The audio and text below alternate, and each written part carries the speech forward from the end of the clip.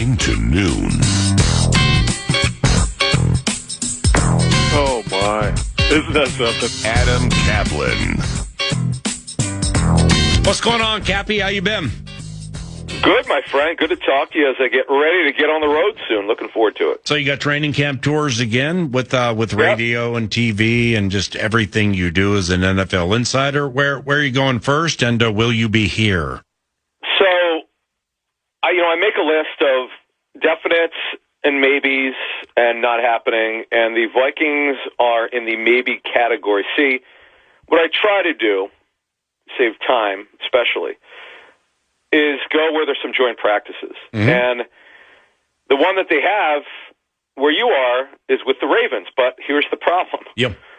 There are 8 of them going on that week. Ooh. And it's like I have to make a decision and within the next 2 or 3 days of what I'm going to do. So it's a possibility. It's a possibility because of the new regime change, which I'm very, very happy for Viking fans. They're in great hands with the 2 Seattle guys, and you have a very dynamic young head coach. So I think things are really looking up for you. I'd love to make it out there. I've been there, a couple times to what I've called a college campus. It's beautiful out there, but I'll let you know if I'm getting out there. Well, Adam, I don't know where you're going to be, a week from Saturday, but we are at MetLife Stadium, and you live in Philadelphia, so that's a short drive or train ride if you want to come check out the show, because that very likely will be a game Kyler Murray and J.J. McCarthy play. And then they have the joints against the Ravens. Not sure who's going to play a quarterback in that home game. But you can get up there and do some of that sneaky lobby-related background conversing that you have. Yeah, but honestly, I like going to practice. I do, and I like to see the front office people and the coaches that I know and get to know others. But I'll tell you, your Vikings are super intriguing. It's new front office, which is interesting. The quarterback battle, obviously, all the new talent that's added.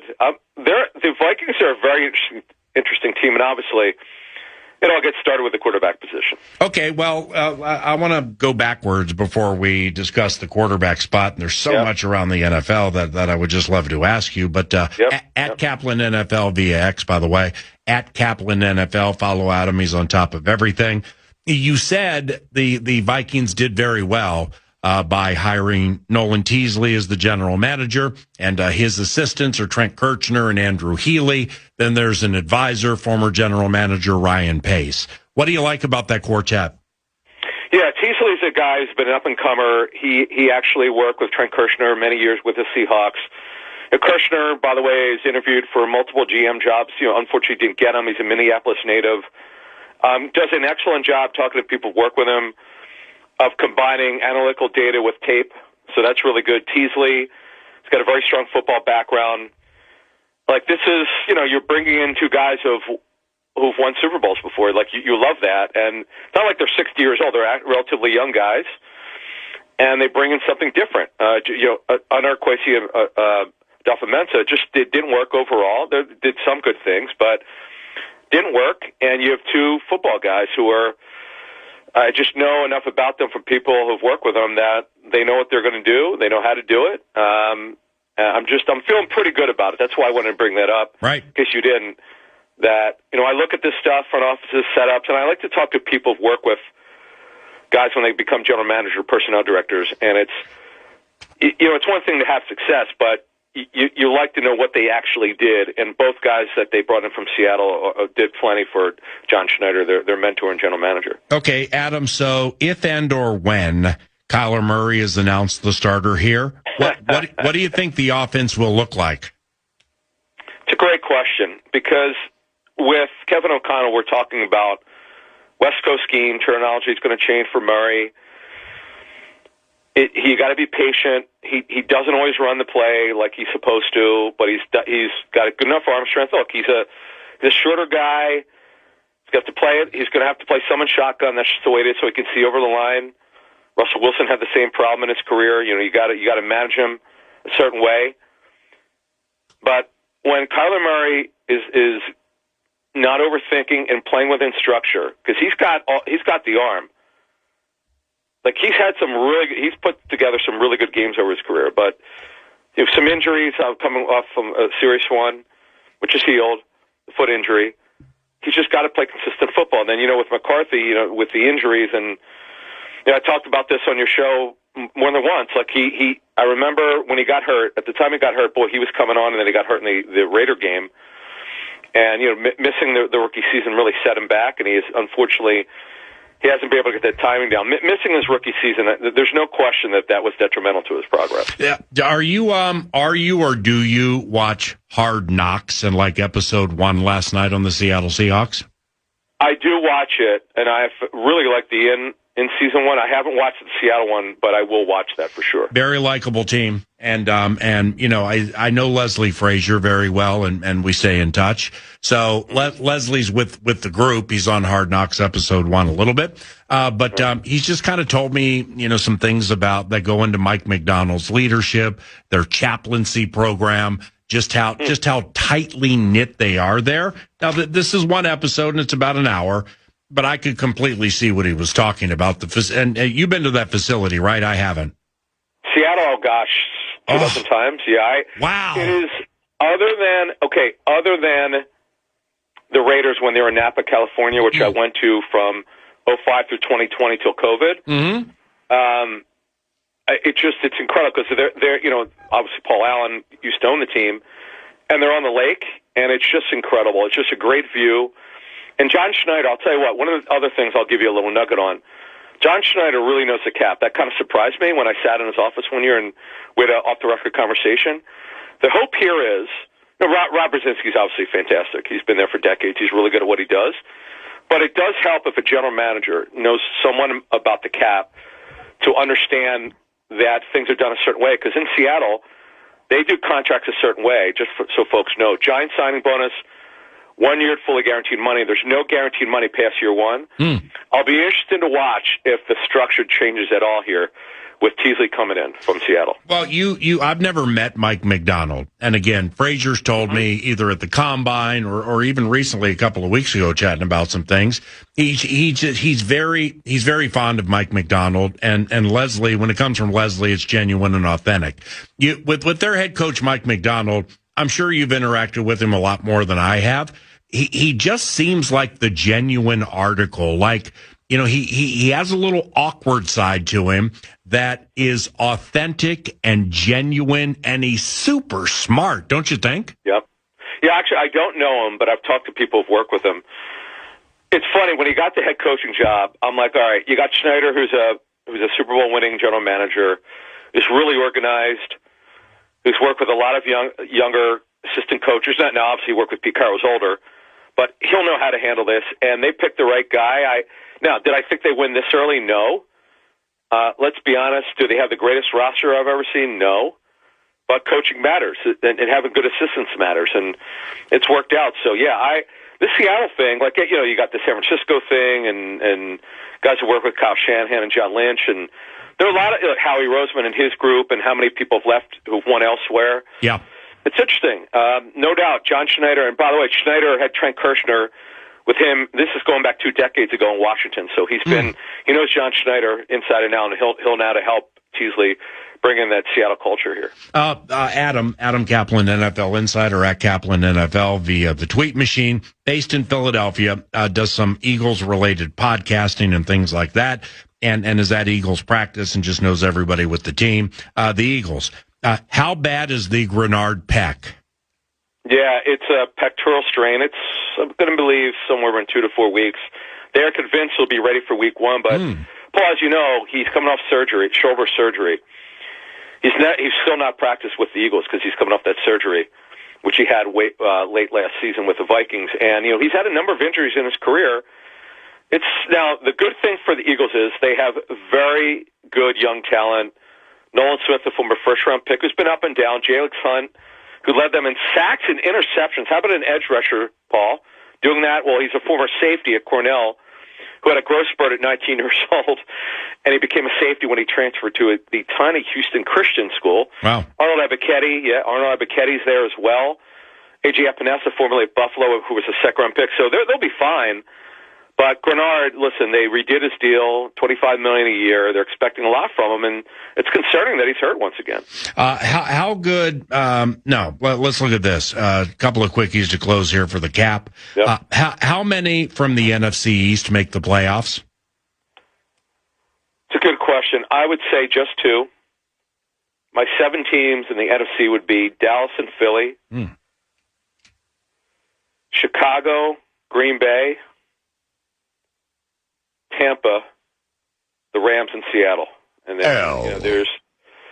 I did not like Detroit last year. I was down on them. That turned out to be correct. I thought they did not fix their secondary problems. They had problems last year. They're coming off major injuries in their secondary. Detroit's a problem.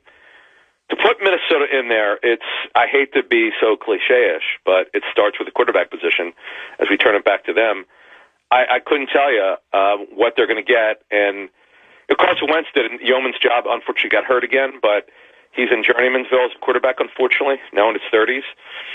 But if they don't get consistent quarterback play, they're simply not going to be a playoff team. They're not going to be able to overcome that. Box. Is Hassan Reddick the best veteran street edge available?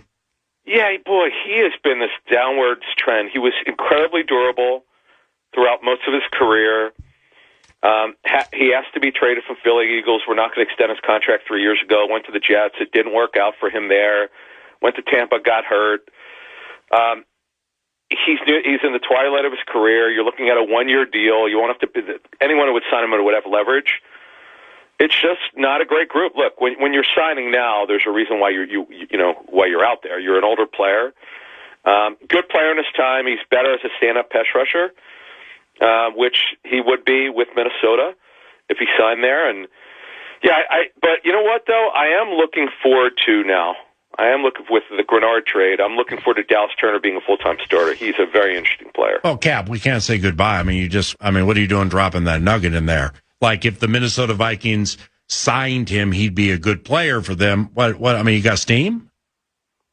No, I'm just saying, if you look at the Viking situation at edge, they have very little depth.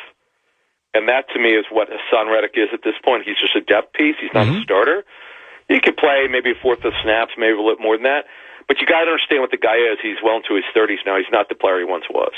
You're fantastic. Have a great day, and we'll call you close to the season, okay? Sounds good. Thanks. Yep. See you, Cap. That's this radio audio show, I think, is 28 years old. Back to PA in Dubé. Adam Caplan's been part of it a quarter century. I don't know if he does it anymore. A lot of stuff with Sirius XM radio, a lot of podcasting, plugged into so many people in the NFL. He does training camp tours, knows a lot of personnel people. Cap's the bomb and a card-carrying member of the Love Covenant. It's Paul Allen. Nordo produces. It's 11:22. Vikes Bites with a talkback side to it around the corner. But first, The Fan and BigDeck.com want to give you a chance to win some bonus bucks with the National Cash Contest. Go to KFAN.com, enter the keyword FUN, and you might win. It'd be fun to win with the keyword FUN at KFAN.com. You're listening live to Paul Allen at 9 to noon. Vikes Bites! Vikes Bites is brought to you by Kinmount Exteriors, KinmountExteriors.com. Roofing, siding, windows, and decks. Oh, my. Go to KinmountExteriors.com. You'll get to meet Paul, Craig, and Clay. You'll get to see their amazing showroom down in Lakeville. And you're going to get to work with a trio of guys that have decades of experience in the construction industry and will find you the right solution regardless of budget. It's KinmountExteriors.com.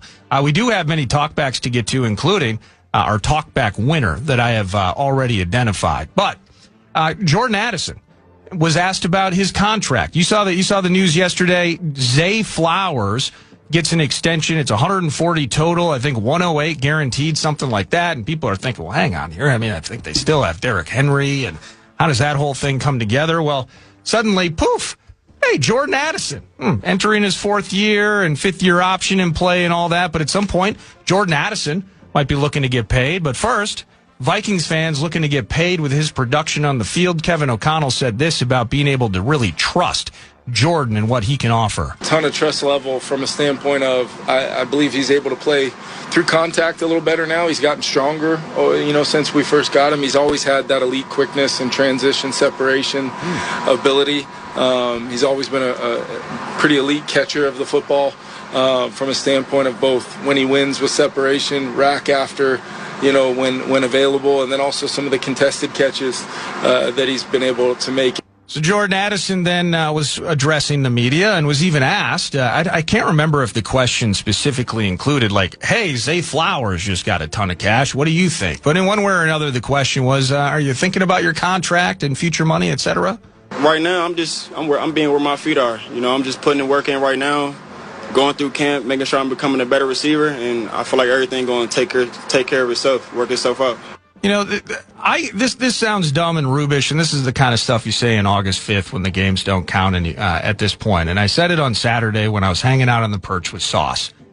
I just hope Jordan goes out and has the year of his career. Yeah. And that's me as a Vikings fan. And he had a 10-touchdown year, I believe. He had 19 in his first two. Yeah. So, and then, down year quarterback situation as it was.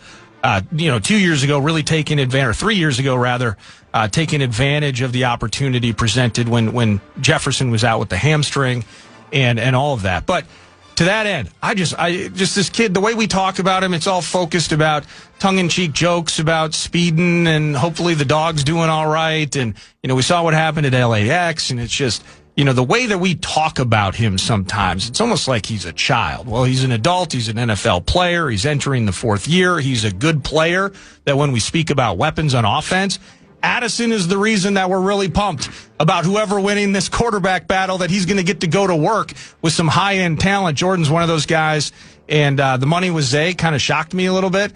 But Jordan, important to what we want to accomplish on the field this year. I'm just hoping he goes out and has the year of his career. Top of the head. Best 1-2 receiver combination in the NFL. Oh. So Smith and Jigba and who? Puka. You got Puka and Devontae. That might be the answer. Chase and Higgins. Oh, that's a good Chase one. and Higgins Jamar is a Chase real and nice Higgins. One. Yeah, Jefferson and Addison's right there with Chase and Higgins. It's in. What else? Ooh. Top of the head. It used to be, Waddle and Sutton? Or Waddle and Sylvie. Waddle and Sylvie's highly underrated. For my taste, I would actually prefer Waddle and Sylvie, but to some, Waddle and Sutton. Yeah, I'm taking Addison over Sutton. Well, yeah, every bit of the way. Yeah, it's so the point being, he is a key component to arguably one of the Philadelphia, A.J. Brown gone, so Devontae Smith. And right. What about that? Your favorite, we got to give it up to Bob Sosi. It's A.J. Brown and Keyshawn Booty. Booty. Yep, they got Romeo Dobbs, too. Oh, they got, yes, not a bad little, I like Jefferson and Addison every bit as much as A.J. Brown. As good as we could probably sum it up as good a tandem in the NFL. Mm-hmm. It'd be Cooper, maybe. Would you put Cooper Kupp out in Seattle with JSN? Yes. Smith and Jigba, because I don't like saying JSN. No, so that it's after watching Hard Knocks last night. It's Jay or Jax. That's what everybody's calling him. Okay. Yeah, Jackson Smith and Jigba's cool. Yeah. I didn't just I saw his year last year, and I saw Flores do a number on him, and I saw him hoisting the Lombardi. But what about Amon-Ra? And J-Mo? The Jackson Smith and Jigba. And, granted, HBO cameras are running, and they know it's Hard Knocks time, and they know where the microphones and the cameras are. But Jackson Smith and Jigba, he's just calm and cool. He's a cool cat, man. Yeah. I'm starting to learn a lot about the chickens by watching this thing. Like Derek Hall, holy cow. Derek Hall, wow, what a monster. Anyway, Amon-Ra St. Brown and Jameis, yep, that's in there for sure. So the point being here is that when Jefferson gets double or triple teamed, Addison generally comes through. When Jefferson is down, Addison generally comes through. Addison has some big spot to him. I think he won that Tottenham Hotspur game, didn't he? Front right of the end zone from Wentz. I believe he was, in fact, named man of the match. Always. So, and you can run jet sweeps with Addison too. They've gotten sneaky with that. So Lamb and Pickens in Dallas. Ooh. That, yeah. I mean, Pickens is the wild card, but so is Jordan. So the point being here is what we've heard about the Vikings running game. And O'Connell with Barrero the other day was really open about the running game and what's needed in certain parts of the game on certain downs and how it could be different and stuff. That's so important for Addison and Jefferson. But you touched on it earlier with what they are or are not showing by choice. Yeah.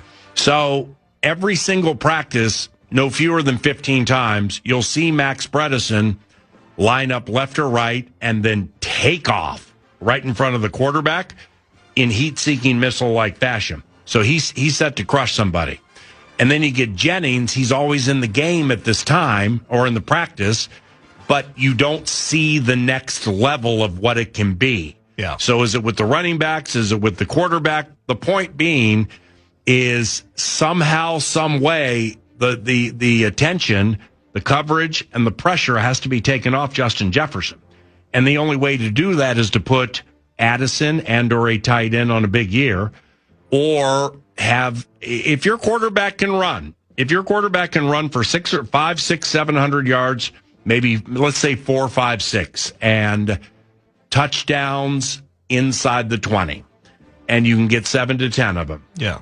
It's going to be impossible to double team Justin Jefferson. You're not going to be able to do it. Yeah. And then now all of a sudden you're going to see JJ 175 and 3.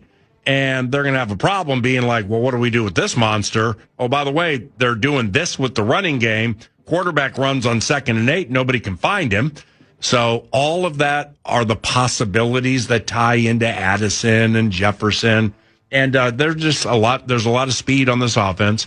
And it's just a fascinating equation because there's so much new. Vikes Bites.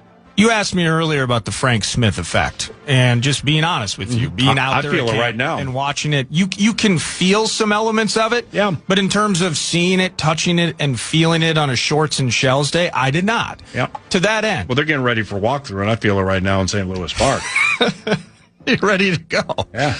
But what I was getting to with that, does it feel like, I'm not saying that Kevin O'Connell has, best case scenario, when you look at stat lines and productivity of the Vikings offense, Kevin O'Connell would like to see ones across the board, right?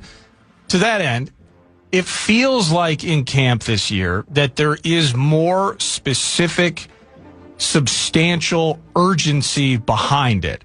Not saying it wasn't fodder before. They want Jones. They had Mason a year ago. They want these guys to score touchdowns. They want those guys to take pressure off the quarterback and open things up for Jefferson, as you've said. Mm-hmm. But whether it's Frank West and maybe the opportunity... Frank Smith. Who's Frank West? I don't know. Was he Robin and Batman? Well, it's Adam West. Yeah, it's Tom West with a mask on is who it is. No, Adam West is the production... Yeah, Adam West, absolutely. Batman, radio extraordinaire, all sorts of things.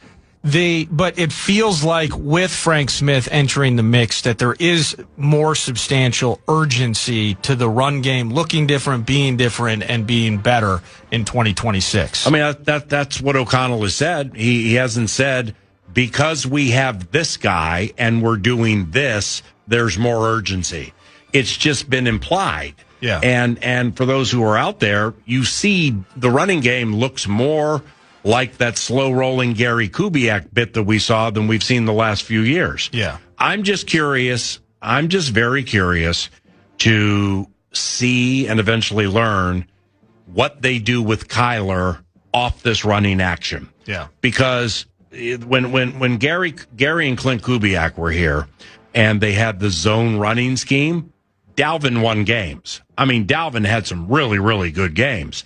But that also led to Cousins' bootleg action. It flows right and he boots left, and then he plants and he fires right. Yeah, think the Texans game in 2016 would be an example, but those guys weren't here. What about the Raiders game 2019? Yep, that's what I'm thinking. Feeling far side. Thank gotcha. you. Yeah, not Texans. It was the Raiders game. That's exactly the example I was thinking. But Cousins was never a threat to boot and run for 20. Right. It's with Murray, if you bootleg it the right way. So if you flow that offensive line a certain way, and you get Bredesen doing his thing, and you run for some chunks, and then you play action and bootleg the fastest quarterback in the NFL the other way, well, how our defense is going to react? Yeah. I mean, it's pick your poison here. Pick your poison with that offense. Pick your poison with the offense. You can stop the quarterback who's 4-3, or you're going to pay attention to the receiver who will kill you unless you double him. Well, so an extension of that, going back to KO with Bump, is the running of Kyler. That's part of the potential. The athleticism, and then frankly, just at a base level, what he can do as a thrower. That's part of the potential and why there's some excitement around him. But do they want him to just live in the pocket? When you were talking with Dane, is there a bit of the idea where best case scenario, actually, we're not booting, that we know that is that's potentially a handkerchief in my sleeve as a magician. I can pull it out, and when it never ends when we need it. But in the end, I need my guy to live in the pocket as part of what he's going to do for this offense. Well, it's Kyler, we heard it yesterday somewhere. Maybe I can't remember who told us on or off the radio, but maybe it was something on social media. Kyler Murray desperately wants to be a pocket quarterback. Yeah.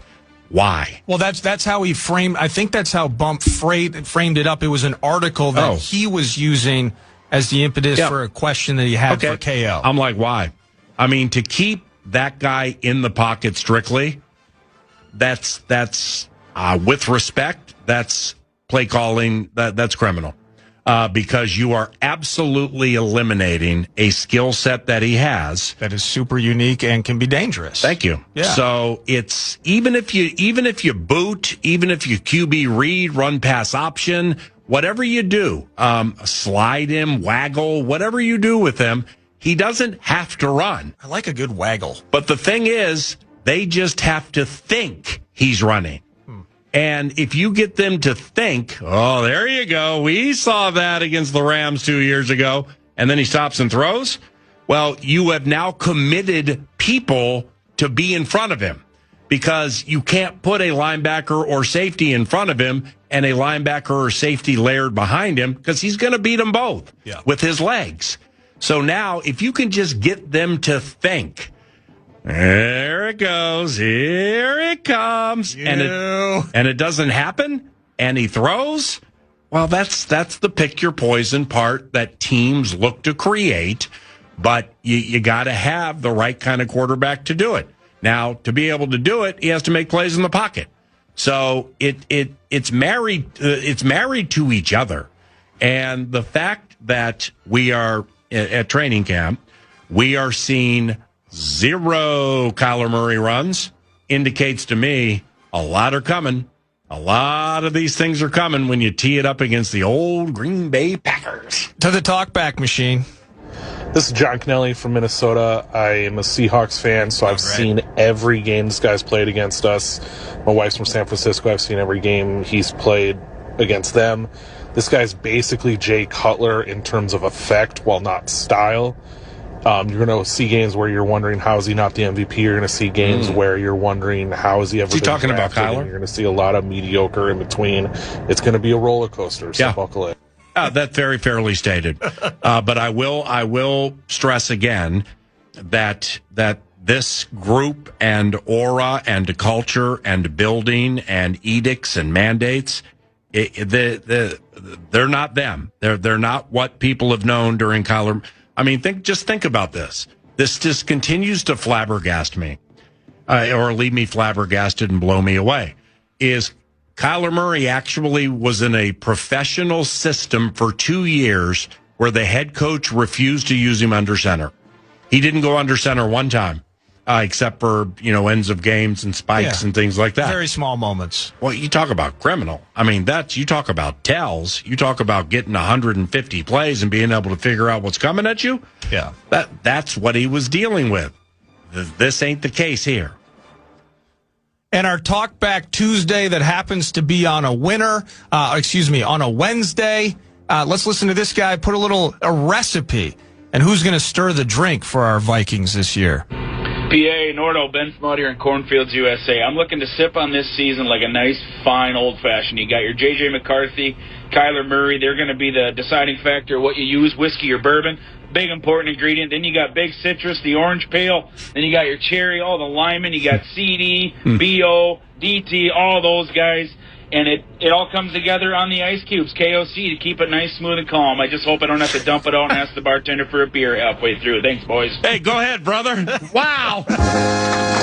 I mean, you cash in big on a CD. In fact, so well that you start sweating, you get BO. I always love that one. That was an awesome talkback. That's our winner, courtesy of Northern Fire. Northern Fire Grilling and Barbecue Supply, northernfirebbq.com. Thanks to Ben and thanks to Vikes Bites and Kinmount Exteriors as part of this as well. Vikes Bites, the 9 to noon post game is around the corner, courtesy of Al Roofing and alroofing.com. And that finishes a lively and vivacious 9 to noon on this Wednesday at FM 100.3 KFAN. This is PA on iHeartRadio and KFAN The Fan. Guaranteed human. Our iHeartRadio.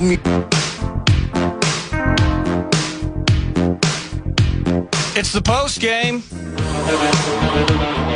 Earlier 9 to noon, earlier this hour, in fact, Adam Caplan, NFL insider, was kind of asking, we got Nolan Teasley in the mix, Trent Kirchner, we got all these new guys.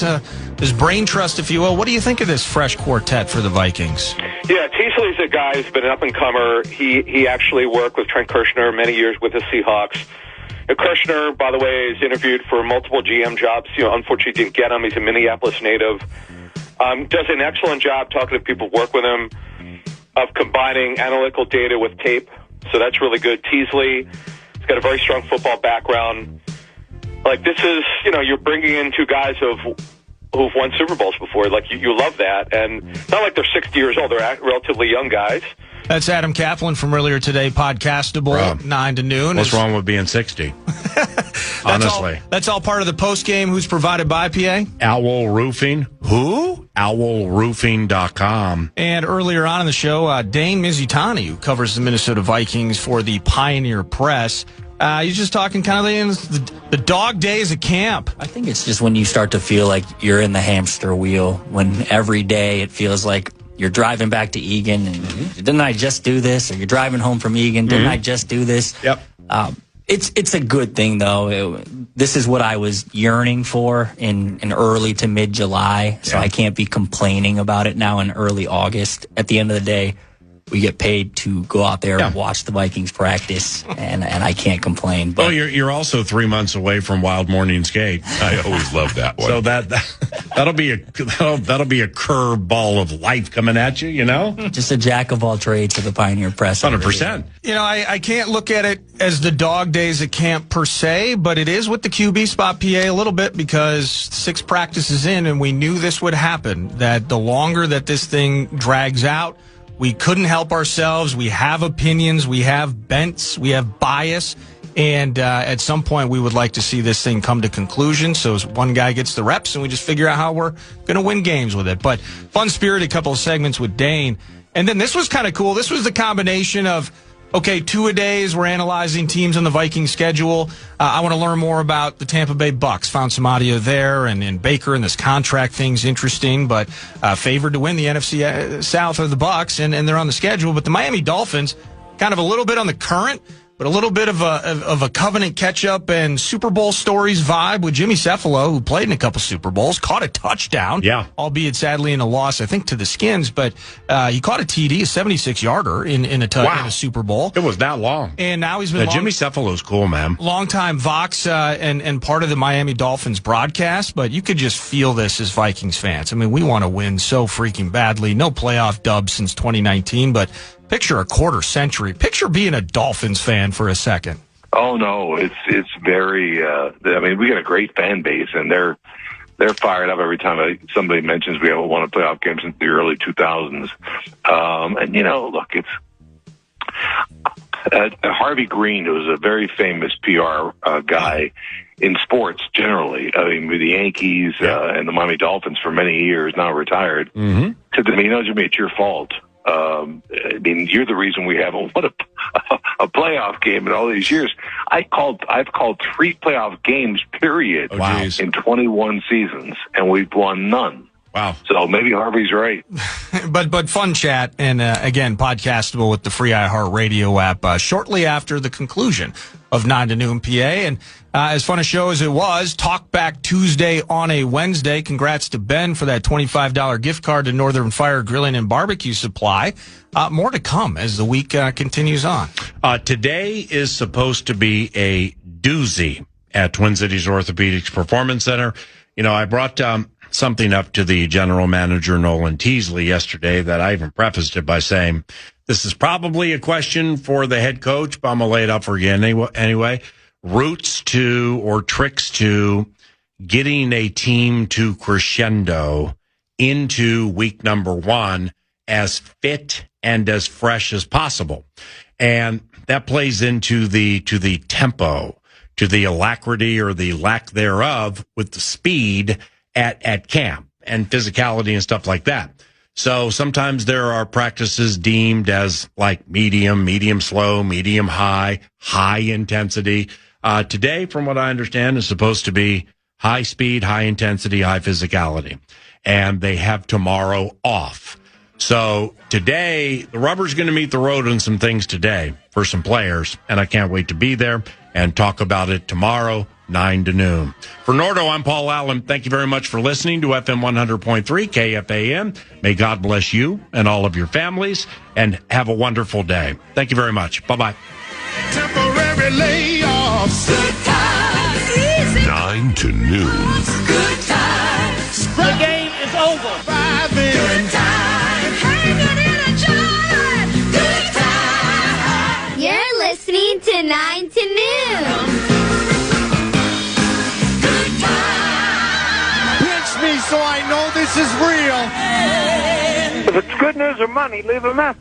Podcast today's Paul Allen Show, or listen back to previous show and interviews by going to the iHeartRadio app or KFAN.com. From the 1-800 Ask Gary Traffic Center. This report is sponsored by Verizon Business. Looking at the usual delays on South 35E approaching